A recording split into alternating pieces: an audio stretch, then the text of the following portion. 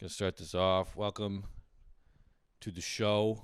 It's not bunch of fucking bullshit. It's not Shut up! I hate you so much. Shut the fuck up, Donnie. Dude, I fucking hate that. Yeah, shit, yeah. What up, my homies? What up? My friendo Kablendos. Good morning.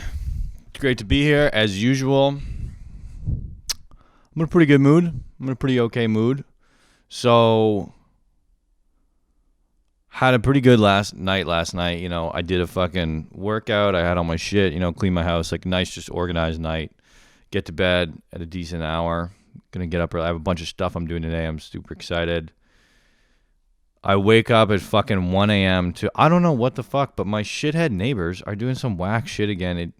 I thought at first it was fucking, but it was too unrhythmic to be fucking. It just sounded like they were sporadically dropping things. Oh, it was so fucking obnoxious. I want to be like, what the fuck are you guys doing? But I guess it's kind of karma because like I get up early a lot and like they sleep late, so you know, I probably like wake them up with whatever the fuck I'm doing because I'm definitely not the quietest roommate.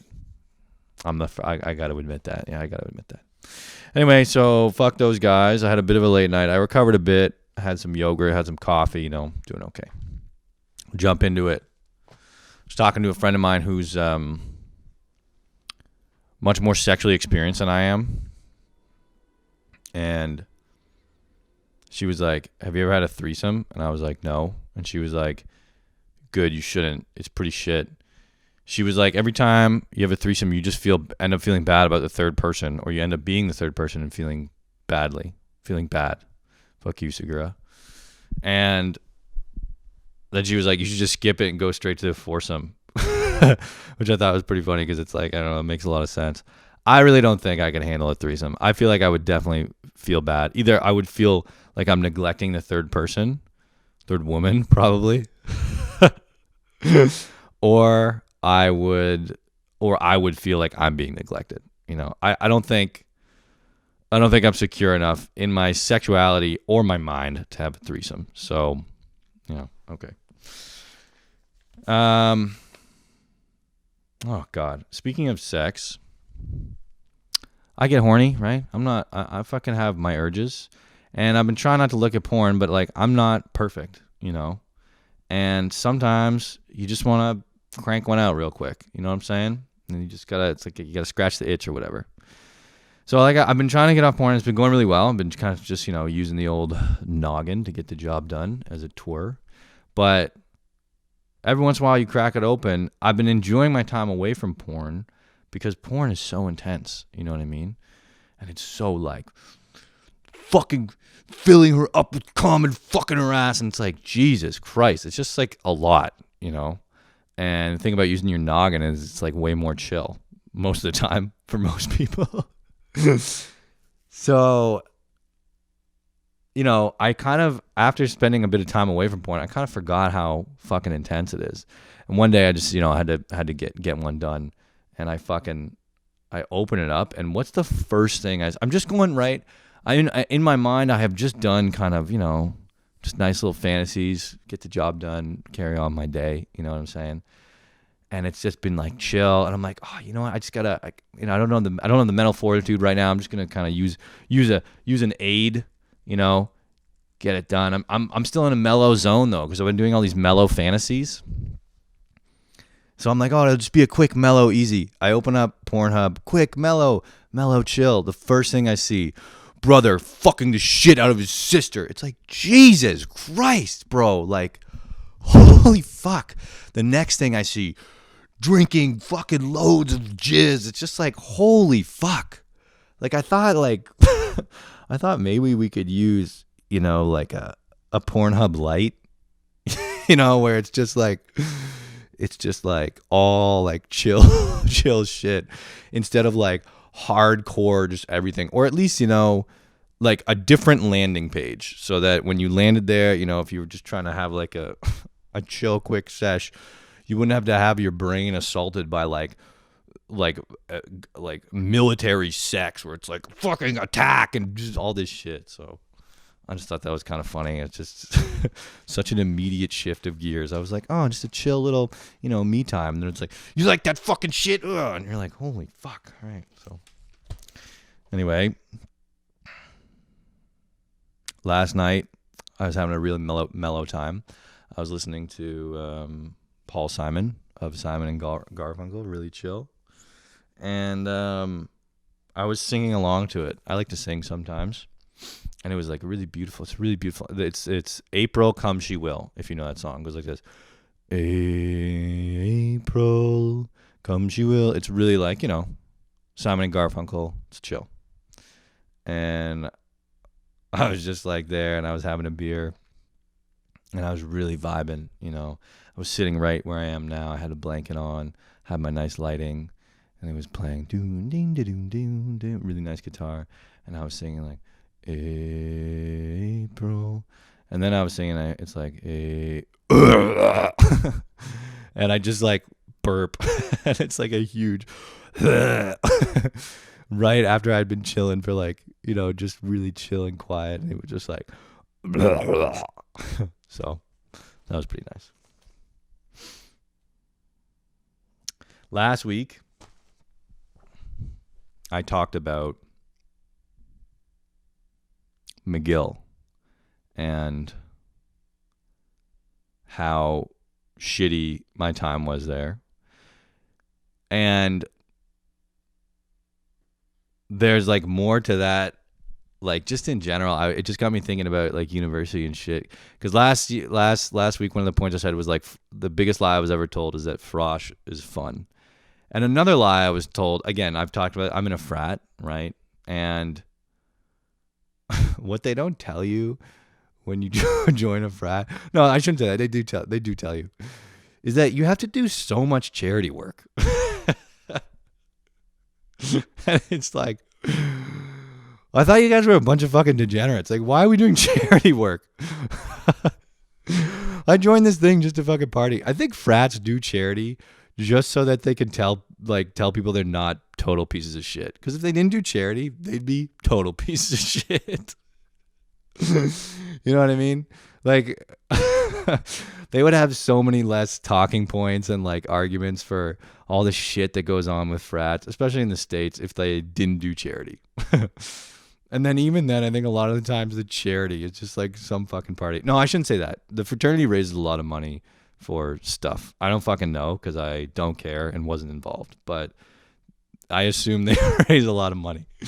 But it was like, dude, we had to do so much fucking charity. It fucking sucked. Then it was like, I remember being told the same lie in the frat as I was at Frosh. Very related because like a lot of like a good way to kind of like rush kids and like find new guys for the frat is to be like a frosh leader. So then you meet like all the incoming students and you can chat with them, blah, blah, blah. So the frat would always encourage us to be like go be frosh leaders, blah, blah, blah, blah. And they were like, it's so much fun. It's so much fun. And then, so I did it one year because everyone was like, it's fucking rad. It's the raddest shit. And like the most embarrassing thing about this is like, I joined a frat at my second time at university. So I had already done frosh. And I had already lived through that whole experience of McGill that I explained last time.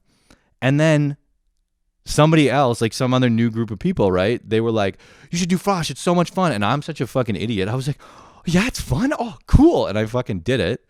And I knew deep down, I was like, this is going to suck. I didn't know why I'm doing it, but it was just like, it wasn't even like peer pressure. I guess it was just like FOMO, classic FOMO. But my fucking feet are freezing, son of a bitch. Yeah, it's a bit better. Yeah. Anyway, so you should do frosh. You can do frosh.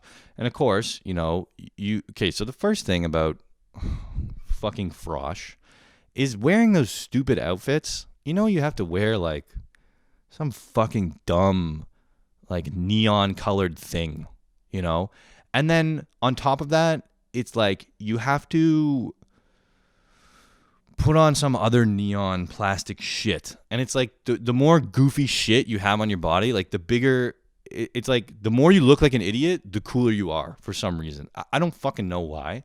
I don't know how it got that way, but it's like I have all these fucking pins and look at my stupid fanny pack, and everyone's like, "Oh, look how so cool is a fanny pack," and it's just like, it's just so fucking dumb. It's so whack, and I can't believe I got tricked into it 2 times. I'm such a fucking idiot. Anyway, I mean, like, that's pretty much it, you know? I go to the frosh, and they're like, here's your fucking jersey. And you put on your jersey, and you look like a fucking clown, you know? You look so stupid. And then you go hang out with a bunch of fucking dweebs who, like, you don't know and don't care about at all. And then you kind of have to, like, pretend to, like, be friends with everybody in your group. And then you get those people who are like, they're like, I love my frosh group. It's so good. And you're like, fuck you. Maybe I'm just a grumpy piece of shit. I mean, I'm pretty sure I'm a grumpy piece of shit. But also, like, there's got to be some people who are like, frosh is fucking lame. I remember, like, yeah, there was just a couple people in the frat who were just like, I fucking love frosh. It's so much fun. And the thing about frosh in Canada, a lot of times is it's dry a lot of the times when it's, like, doing university-affiliated stuff. So, like, during the day and kind of the official frosh events, there's no drinking. So it's like, okay, you're with a bunch of people you don't know, doing things you don't like, and you have to do them sober. Where is the fun in that? You know what I mean? So I don't, you know, I can't believe I got tricked into that twice. And then, you know, you combine the charity bullshit of the frat with the bullshit of frosh, because, like, frosh, in order to make, again, universities and, like, frosh look not such a fucking total just wasteoid burnout drinking party, the frosh organizers like put together, oh god, it's just, oh my god, they put together a charity thing.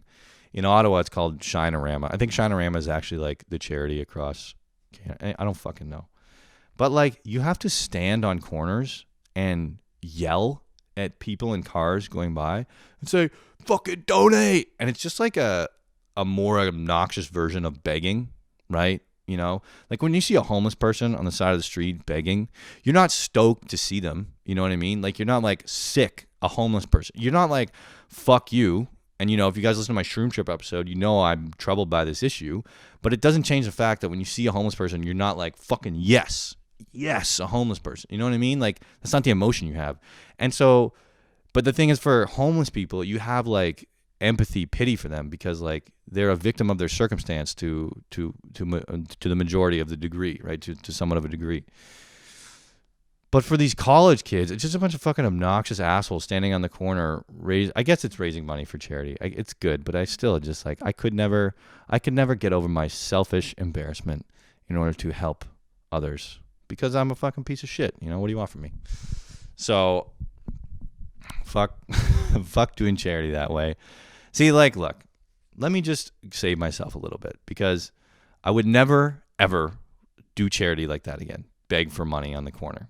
Disgusting. But what I absolutely would do, and what I'm going to do, I'm on record now. What I'm going to do is I'm going to go volunteer on my own for a charity that I like. And you do volunteering in a way that, like, I think matters more for me, or at least would feel better for me. Like, I would feel way better, you know, helping some old lady do her fucking groceries, or like, I don't know, helping cook a meal in a soup kitchen, than I would standing on the corner shouting at fucking strangers to give me their money. That seems like a waste of everyone's time. It seems like, you know, because what's that money going to? I guess it would be going to stuff. I guess it's not that bad, but it's just like, dude, instead of standing on the corner, you could have just gone and done some work for the charity.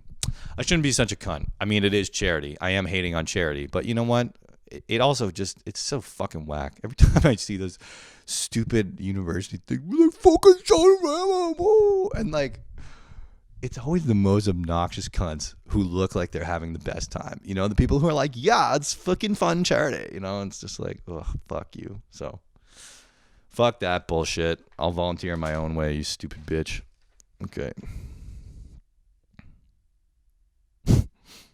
Sometimes, I said this a lot, but I work in support. Sometimes people will call in, they'll just be like, hey, it's Joe. And then they'll just start talking about their problem. It's like, dog, how many customers do you think we have, bro? Like, This isn't like, a mom and pop shop down the street. Like, the company I work for has a good amount of customers. And I just don't get, like, dude, if I called into any tech support, even before I worked in tech support, when you call into like Rogers, you don't go, hey, I'm Joe, and you start talking about your problem. You go like, hi, like, my name's Tom Murphy, like, do you have my file? Like, do you have all this stuff that you need? Like, can I begin telling you my problem? Right? Because clearly there's some kind of record system that the company has that they keep track. Like, obviously, I don't need to work in support to know that. You know what I'm saying? Like, they'll just be like, what's up? It's Joe. And then you'll be like, hey, like, I need your ID. And they're like, oh, you don't have it? And you're like, no, like, I don't have your fucking ID. Like, there's like a million people here. Like, anyway, it's crazy. There's a story from when I was skiing. So, when I was a teenager, I used to be a ski racer. And one year, I got to go on a ski trip with some of the other people on the team. And, like, we had this young coach. He was really cool. He's kind of a goof, though. So, I'm from kind of the eastern side of Canada where the mountains are way smaller than the west. And there's really not a lot of like powder, right? It's like, the joke is they call it the ice coast because it's like the conditions are so icy and you have to have like very sharp edges on your skis so you can like actually do turns. You can't just kind of float. Whereas like if you ski in powder, you get like wider skis and it's a bit more like surfing, than it is like turning on fucking hardened snow. So all that to say is that none of us had the kind of correct skis to ski in powder. So when we went out there, the whole team had to borrow skis. And our coach like put together some kind of deal. I don't fucking know what it was. Part of the deal was that all the kids had to pay some rental fee for theirs, but the coach got his for free. The thing about the coach's skis is they're what's called demo skis, and demo skis are like ski companies will show up at the hill with tents like at the bottom of a ski hill, and they'll have this year's model of their skis, and you can put on the skis and go do a run and like see how the skis feel. And so the skis that he had were demo skis, which means like all the other skis were actual rental ones. If they got broken, it wasn't a big deal. But his skis were the only ones that couldn't get broken because they were like the nice demo skis of like this year's model, and all ours were like the shittier older models or whatever. So we do our ski trip. We're skiing, and like we're skiing and we're kind of like hitting the park, and like, it's just a good time. We're shredding and blah, blah, blah. It's great. And then it kind of comes down to like the last couple of days, and the whole time, all the kids, all the racers have been hitting the park and like doing fun. And our coach was like a ski racer. He didn't really fuck around in the park too much, but like all of us, we like to do the jumps and shit. And so we the whole time we're kind of like peer pressuring him because he's like a younger guy. He's not our age, but he's like, we're teenagers. He's probably like mid-20s, something like that, maybe early 20s. And we're like, come on, man, like, come hit the jumps, And he's like, no, like, I don't know how to do that. And we're like, come on, pussy, like, just do it. And he's like, he's older than us. So he has all these fucking teenagers being like, come on, you little pussy ass bitch. And finally, he's like the nicest guy too, which made it even funnier. He's like, come on, pussy. And finally, he kind of caves, and he's like, all right, okay, I'm gonna do the jump. I'm gonna do that. And we're like, yeah, okay, fucking no shit, don't be a bitch. So we like all go down. We go off the jump. Again, we're all like at least 5 years younger than him, maybe a bit more. And we go off the jump, no sweat. We've been doing it, our whole skiing career. It's fucking second nature, blah blah blah. So it's not a giant jump, but it's pretty big. You probably get maybe like 10 feet of air, something like that, maybe less, like maybe 5 feet. It's manageable for like a skier of his skill. But I guess he was just so shook because he hadn't done it. He goes off. I remember watching him launch off. You could tell he just fucking like froze up in the air. He lands, the skis pop off, and one of them just fucking snaps in half. And he breaks the fucking ski. And he's like, fuck. It's the only skis we couldn't break. And then this fucking dumbass 20-something-year-old coach had to go back and be like, oh, you remember those skis that I said I wouldn't break? Like, my kids peer pressured me into a jump and I broke them. So that was pretty funny. Another time,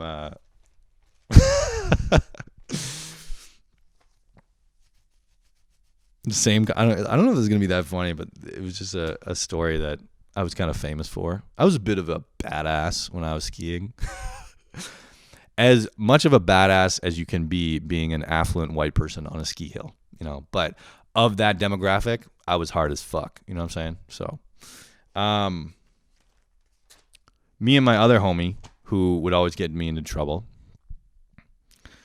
we were kind of in the sunset of our glory days. You know, we were like 17, 16, which is kind of when you either like double down and fucking become like, you know, a skier and like try to go to the Olympics and shit, or you like say fuck this. I was always in skiing just to fuck around with my friends and like, you know, just do dumb shit and fuck around the ski hill. I never really gave a shit about racing. So by the end of it, I was like, fuck this. So we were like pretty apathetic, you know, and we were getting into a little more trouble than usual. And one day we were just waiting for our turn to like go down the hill. And we're sitting at the top of the mountain. And then my buddy, my shit starter buddy, he's like, hey, Tom, you see that big parking lot down there filled with snow? And it just snowed. It just snowed. And so the parking lot was like perfect flat blanket of snow. And I'm like, yeah. And you could see the parking lot right from the top of the hill perfectly. And he's like, you want to go draw a big penis in it? And I was like, fucking yeah. So we go down, we get in the parking lot, we march out a huge penis. It was probably like, I don't know, 200 feet long, maybe 100 feet. It was big. It was like 10 car lengths, I think, roughly about that. It's big. It had balls. I think maybe we put some pubes on it. I don't know. It was great. And it was just funny because, well, for one, the fucking ski community was like, oh my God, this is a travesty. Which was like, what the fuck is wrong with you? Draw a penis in the snow? Why don't you chill out? And then they sanctioned me and my homie from like the next 3 races. But the thing is that like, we are in our waning year. We like the races they sanctioned. I'm from Ottawa. The races they sanctioned us from were like, I don't know, in BC or something. We're like, oh no, the big race that I was definitely going to go to. Now I can't. It's like, what are you, fucking stupid? Like, no, it's fine. And also, it's like, can you chill the fuck out? Like, can you get a fucking stick out of your ass? I don't know. Like, they're just like, fuck, like, I can't believe you did this. Really? You can't believe that 2 teenage boys who have to wait around with nothing better to do drew a penis in a fucking snowfield? Like, how, like, you know, what world do you live in? You know what I'm saying? Like, it's so fucking dumb. People are so stupid. It's such a hilarious thing, and everyone lost their fucking mind. And then, so then we had the same coach at the time. So we go to our coach. We're super proud. We're like, check this shit out, man. And he's kind of like, oh, nice. You know, like he's like, oh, sick. And I think he thought maybe for a minute he should get mad at us, but he was just like, oh no, that's really cool. Nice one. And then the sick part too is like people could see it from the starting gate when they were racing at the top of the hill. And so like when you're in the starting gate, you're trying to get all serious. And so you have to line up and like get in the zone. And then people would be lining up and they'd look toward the bottom of the hill and see the penis and they'd be like, like that. It was pretty great. But anyway, so then my parents found out and they got really mad, which is also like fucking dumb too. They were like pretty chill, but not really. They were pretty mad. Which is like, I don't know why. It's fucking dumb. I guess they like had to, but also fucking no. So, and then the other parents kind of got mad a bit. And then the coach, he kind of had to be like, come back to us retroactively. Like, you guys, like, that's kind of a bad move. Even though before he was like, that's fucking sick. So, yeah, it was pretty goofy. Oh, and then my dad was like, Tom, you have to go exit out, go march it out. So me and my buddy went back and we tried to like march over it so that it would like fuck up, but we ended up just doing like a symmetrical design on it. And so then my dad saw it. He was like, it looks like a fucking Christmas cock, because it had all these like they looked like garlands. So that was pretty funny. So yeah, I was hard as fuck when I was a skier. Hard as fuck. Oh my God. So Richard Frischman was on last time talking about dating apps. After he talked about it, man, I had to check him out again. I had a dating app relapse. And boy, it sucks just as much as I remember. I got so addicted to it, dude. It was awful. I get so addicted to those, man. So I had to kind of get rid of it pretty much immediately. But the funny thing is, like, I've had a couple of those, like, relapses, back on the dating apps. And every time you log in for a dating app, they send you, like, a confirmation code on your phone.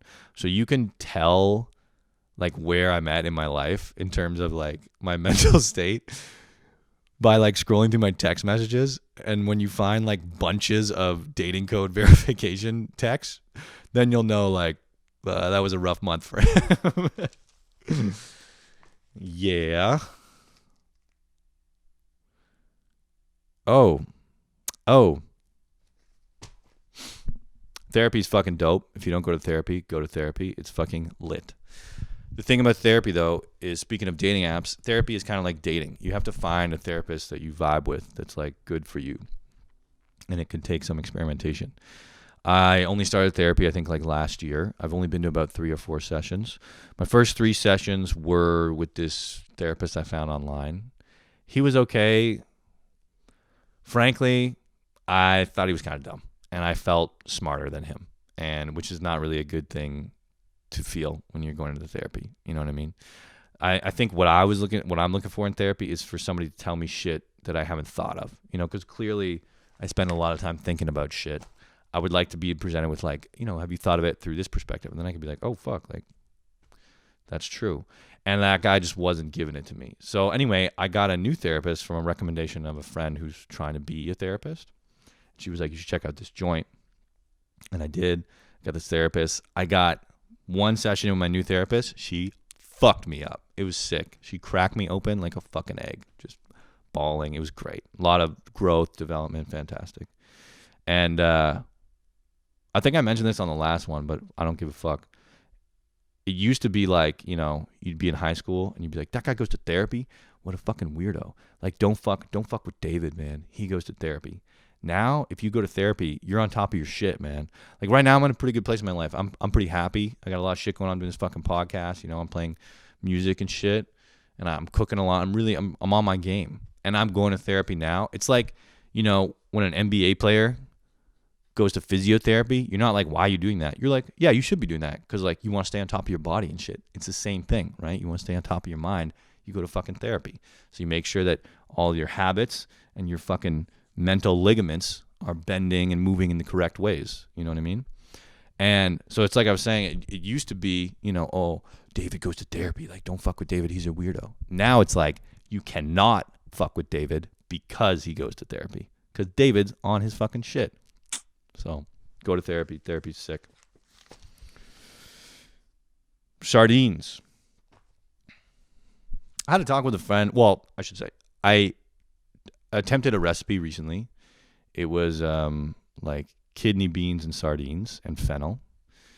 Now, maybe a lot of you are going to be like, ugh, that's gross. And for those of you who say that, I say you're fucking uneducated peasants who don't have a sense of taste or imagination. So why don't you crack open a fucking recipe book and experiment a little bit with your fucking taste buds and stop being so goddamn judgmental, okay? Because there are a lot of cool, unique flavors in the world. And it's a short life, and we got to experiment with all the different flavors. Not just eat fucking chicken and steak for our whole lives. You know what I'm saying?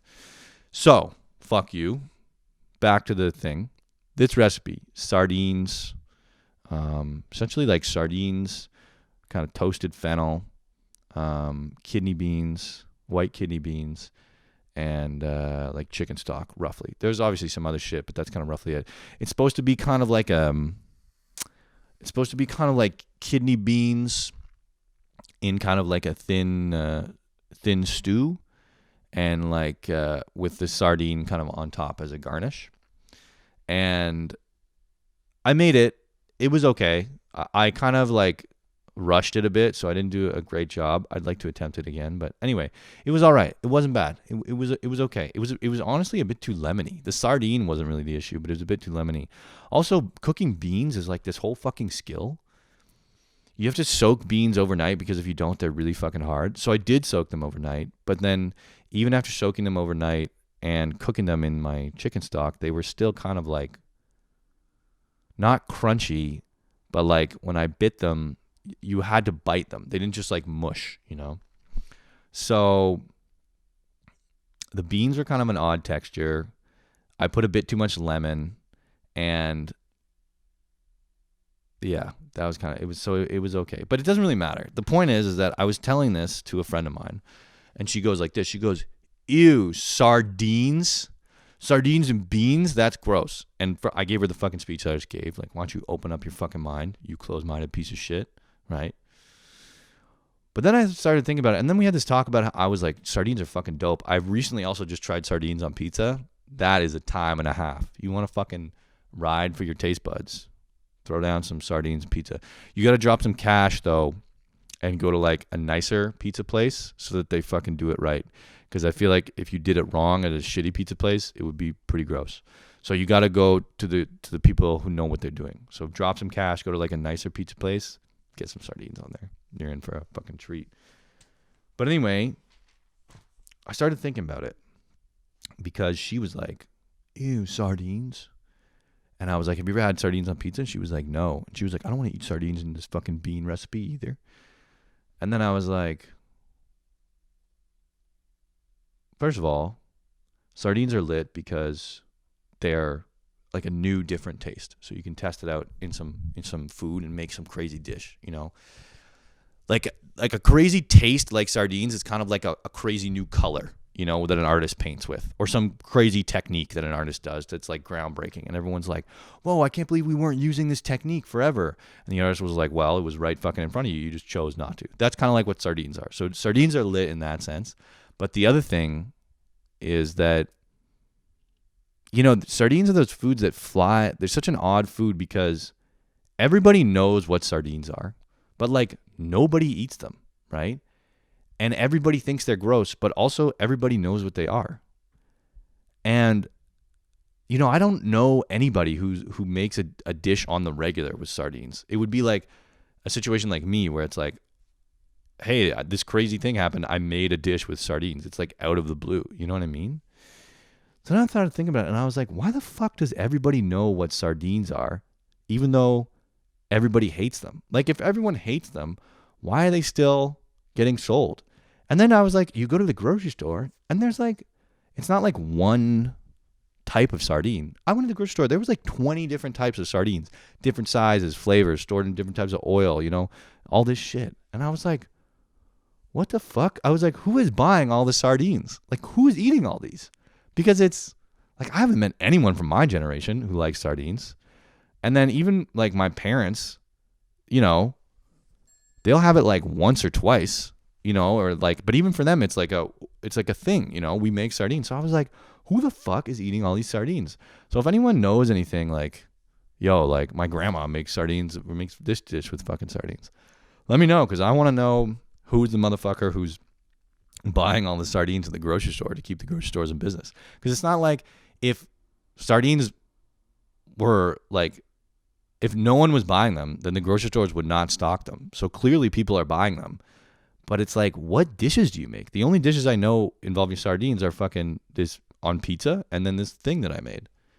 So I'm really curious is like what the fuck people are using sardines for, you know? So if you know the secret, please tell me. It would be sick if it was some kind of like secret society shit, you know, where like maybe it's like you have to buy sardines to get into it.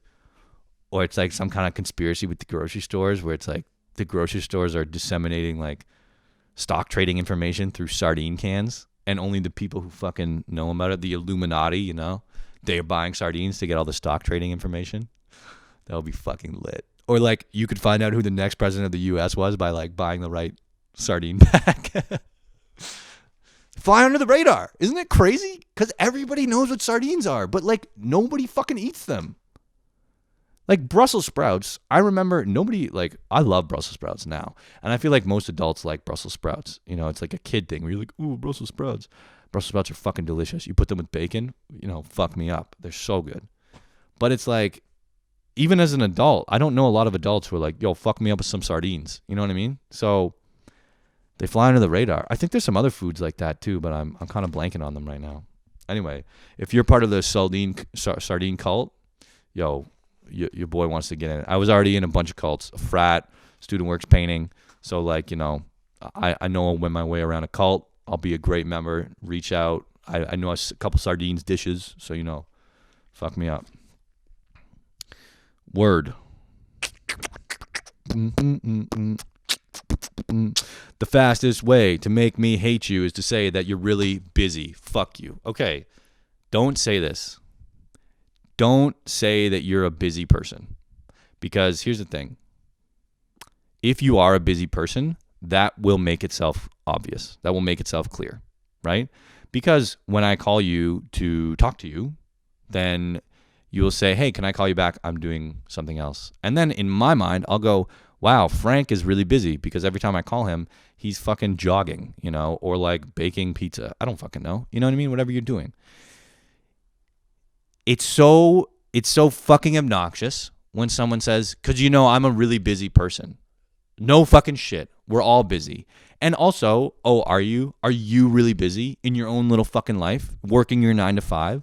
Even if you're a fucking business owner, I'm really busy. Oh yeah, you're really busy. You know who's fucking really busy? The president, the prime minister. You know who's really busy is some fucking soldier getting shot at. That's busy, man. Like that's intense. Busy is like I'm a fucking prostitute on the corner and I gotta find somebody to fuck me in my ass, otherwise I'm not gonna eat tomorrow. You know what I mean? That's busy. You just have a couple appointments today. So let's just pump the fucking brakes, okay? And let's just chill the fuck out and get a little less arrogant, a little less, I'm really busy. No, you're not, okay? You have a schedule that's full, but you're not fucking so busy that one little whatever blip in your life is going to fuck you up. Because like my sister used to say it sometimes when, we would have family emails and like she would reply late. She'd be like, I'm really busy.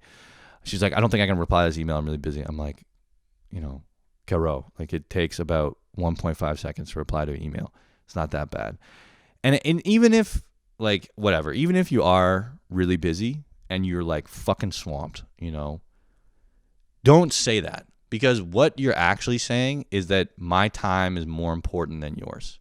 Because usually when people say that, they're like, you're either asking them to do something or like to meet up with them, and they're like, I don't know, I'm really busy, meaning I don't know, the time in my life is already allocated to something else and you are not important enough to enter into that, which is an insulting thing to say.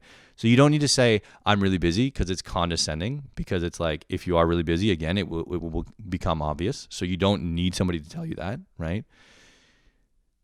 So if you are very busy and somebody says something that you can't accommodate, just be like, I would love to do that. My next time that I'm able to do that is this time. And then, or like around this time, or like I'll be able to talk to you about planning that at this other time. You know what I mean? Right now, I can't talk about it though. And that is a totally reasonable, fair response to say, and it's much better than I'm really busy. Because I'm really busy is just dismissive. It's arrogant. It's look at my fucking important shit. No, fuck you. Nobody is too busy to give a person inquiring to your schedule at least another time that you can discuss a plan with that person. So that's a pet peeve of mine. I don't fucking like it when people are like, I'm really busy. It's just so fucking, don't say that. It's so pretentious to be like, I'm actually really busy. Because it's like, yeah, I think I've said enough, but it's just like, dude, don't say I'm really busy. Just let it be shown that you are busy. Tow truck cunts. Oh my fucking God, stupid fucks. So I live in Montreal. It snows here in Canada, and what happens when it snows is they have snow plows that push the snow to the side of the roads, and then like as quickly as they can, they clear the snow from the side of the roads. But kind of what happens is like, as they push it to the side of the road, there gets more and more snow on the side of the road, and eventually you can't really park your car anymore.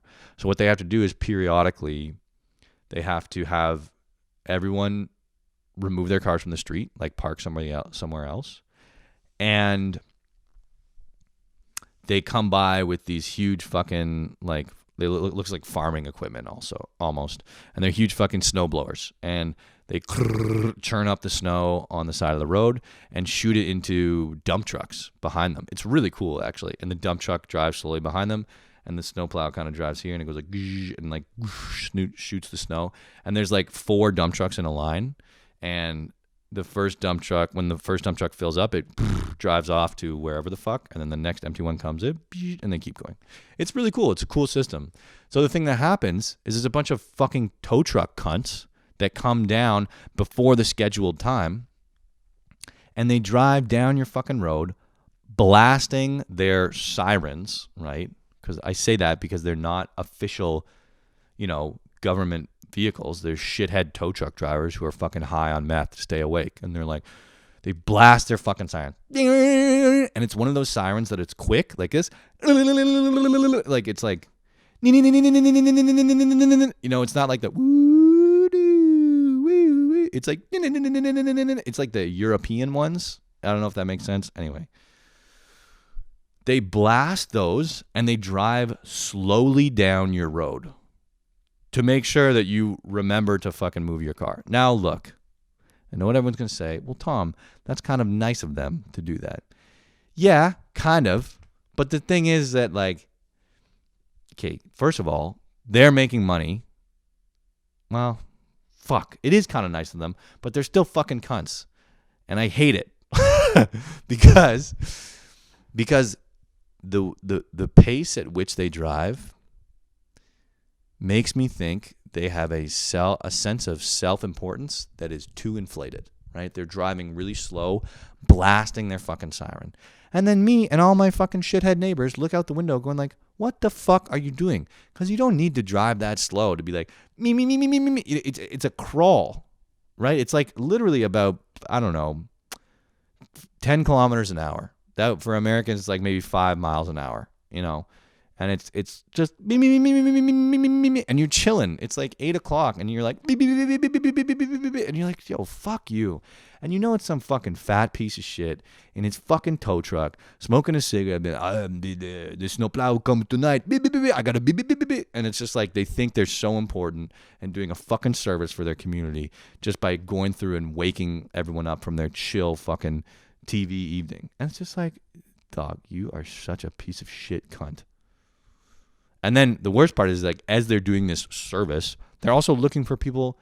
They're looking for cars to tow. So it's like you're being a piece of shit by towing cars. I know it's illegal. Fuck off. You're being a piece of shit for towing cars, and then you're doing it under the guise of warning people. I just fucking I don't like it. Fuck those guys. Bird up. Oh, disgusting vinegar, bro. I left a cap. Oh, suck my balls. I left a cap I left the cap off of my balsamic vinegar bottle, and there was just a little bit of balsamic vinegar left. Then I was making a salad one evening. Sometimes I just keep it simple. I just do, olive oil and balsamic vinegar is my dressing. That's it, and salt and pepper. You just keep it simple. And I had like a rough day, right? And I was looking forward to eating this salad because I was kind of feeling like nauseous, and it was like a nice light meal. I was like, this is gonna be lit. Get all my shit, right? Chop up my veggies, get my spinach, fucking get my feta. I put a little chicken on there. It's great, Get my olive oil. I reach for my balsamic. I fucking till my balsamic open like this. I shake it. What comes out of the end? But like, it looks like a fucking blood clot. It looks like disgusting Jello. And I don't notice it at first because I go like this, right? I kind of shake the bottle to spray the balsamic around. As I'm doing this, I'm noticing none is really coming out. And I look at it, I'm like, what the fuck? And then I see, and it's a disgusting. It looks like a fucking blood clot, and it's like.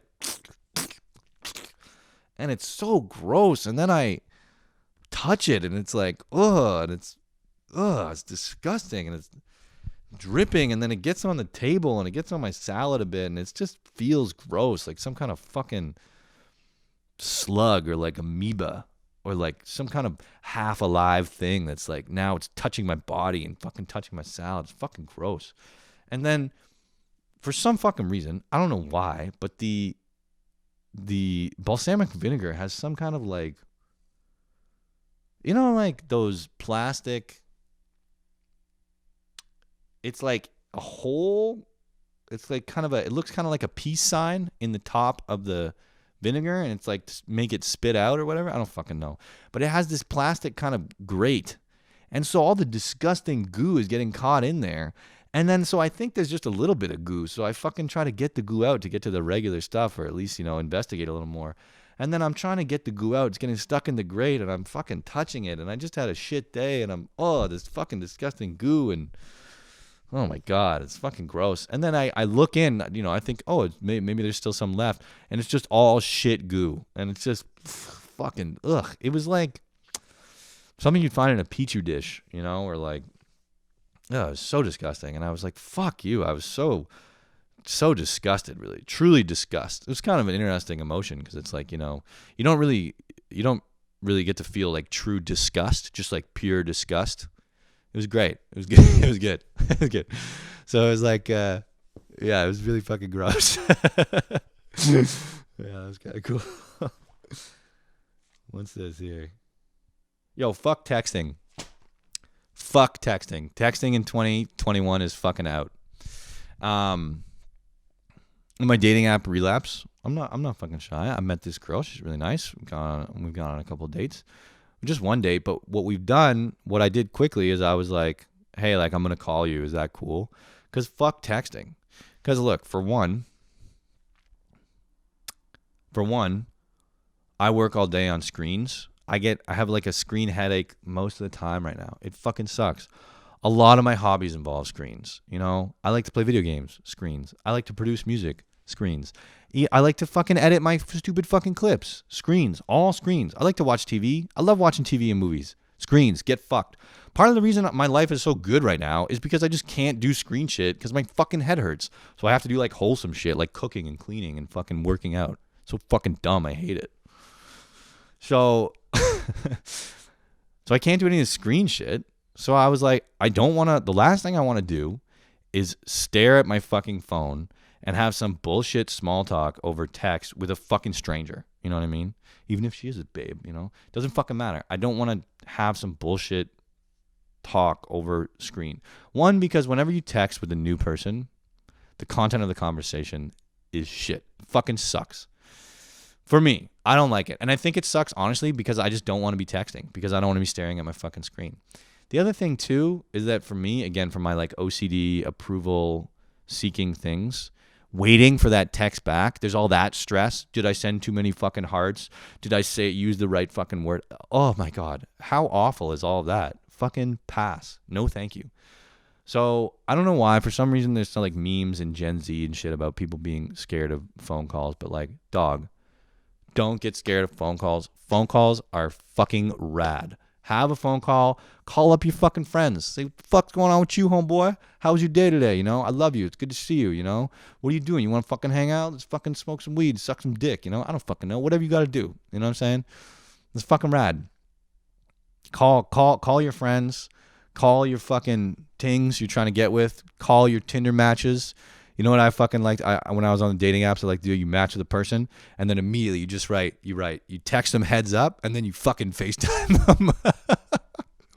And I like to imagine that a lot of the girls I did that to were like, what the fuck? Because it's fun, but it's like, dude, having a call is so much more fun. Once you get used to it, look, I'm not going to lie, like, I kind of get why people would be shook about it. But dude, once you get used to it, it's so much more fun, man. Texting fucking blows. Texting blows.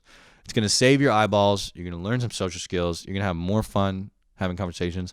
And you're not going to have the fucking weight of anxiety from this text message battle of wits. Ugh, God, I fucking can't stand it. So texting is out in 2021. All forms of messaging for the sake of like conversations, for utility's sake, you know, planning, whatever.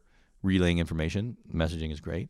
For a conversation and like just for fun, all that shit is fucking out. You want to talk to me? Give me a call. I'll fucking pick up. I always pick up. I'm a pickup machine. I love picking up, you know?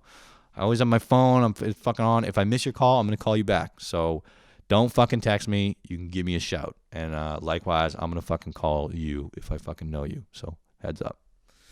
Texting is out. 2021. Fuck texting. Oh, there's this fucking stereotype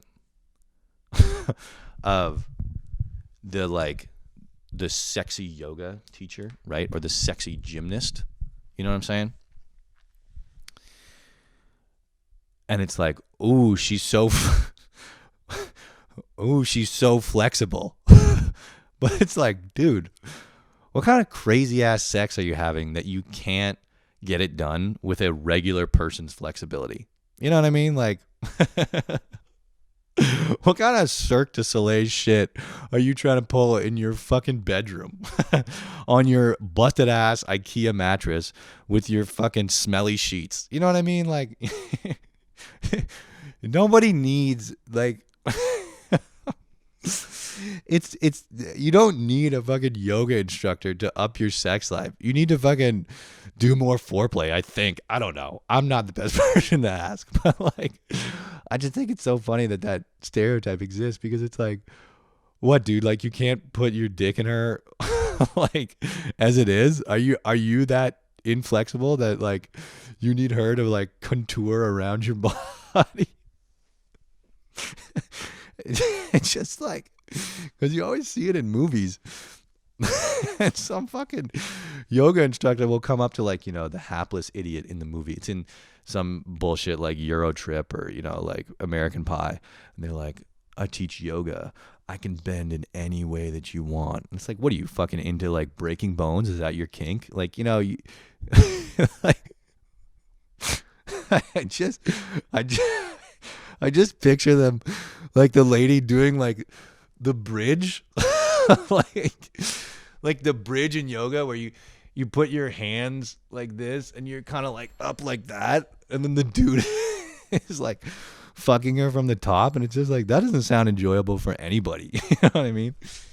So I just don't get why that is like, whoa, you can bend in any way you want. Like, it's like, dude, I'm good with the regular amount of bending that goes on. It's yet to been where I have yet to meet a girl where I'm like, damn, this sex would have been great if she was more flexible. You know what I mean? Like, it's never come up. It's usually like, the sex would have been better if she sucked my dick more. You know? So I don't get that. I don't get why people are like, I mean, don't get me wrong, like girls doing yoga and shit, that's super sexy. Obviously, tight clothes, you know, the poses are sexy. You know what I mean? But it's not like the poses like facilitate sex better. You know what I'm saying? Same with the gymnast. Like, whoa, she can do backflips. She must be crazy in bed. It's like, do you really want her to do backflips on your dick? You know what I mean? So I just thought that was fucking ridiculous, because there's that stupid stereotype. Whoa, flexibility. It's like, dog, like, why don't you fucking learn how to touch your toes first, and then we can talk about, you know, the woman's flexibility. Oh, I'll end on this fucking cool note. So, fucking bang, yo, cleaning products. When you run out of cleaning product or buy a new product, that's like ultimate maturity. I recently ran out of Vim, the cleaning product. It's used for toilets and bathtubs. It's an excellent product. Highly recommend. I learned about it from my mother. Thank you very much, Mom. I love you. It's a great product, and I recently ran out of it. And I was like, fucking damn, that means I've cleaned enough to use a whole Vim. Like, I'm fucking on my game. Dude, I'm going to therapy. I'm fucking cooking, and I ran out of Vim. Fuck with me, dog. You can't, because I fucking ran out of Vim, you know? I can't even clean your dirty ass up because I'm out of products because my house is so fucking clean. You know what I'm saying? This is sick.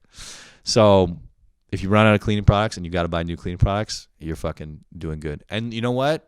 If you have full cleaning products, don't worry about it, buddy. You're doing great too. And I know one day you're going to run out of cleaning product. So I love you. You're doing great. Okay, that was pretty fun. I think I had some funny shit there. So I love you guys a ton. Things I Hate 22 just dropped today on Spotify and iTunes. I'm having some fucking stupid problems getting the video out for it because the fucking Premiere takes Premiere's the software I use to edit videos, and it takes 8,000 years to process a video so that you turn it from, the project that you're working into an actual like video file. And my computer ran out of batteries while it was doing that. I stupidly didn't plug it in, and now it's having some fucking bullshit issues that I gotta figure out. So anyway, the YouTube of Things I Hate 22 is gonna drop probably this evening. So stay tuned. But it's out now on Spotify and iTunes. Just posted the first clip. I think the clip is really funny. I talk about my fucking decor, so there you go. Check it out. I love you guys so much. That was really fun. I will talk to you next week. Mwah. Goodbye.